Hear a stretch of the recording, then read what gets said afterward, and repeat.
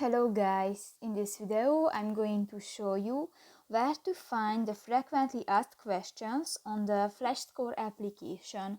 But first of all, I just want to mention, please don't forget to subscribe to our channel, because at 100,000 subscribers we are going to show you our YouTube revenue statistics and growth strategy, how to make money online.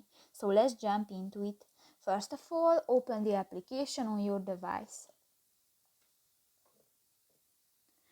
Tap to the settings icon at the upper right corner of the screen and scroll down. In the Other section you can find the frequently asked questions under the Change Language button, and here you can find the different questions or topics about the background and data and app settings, and just select one.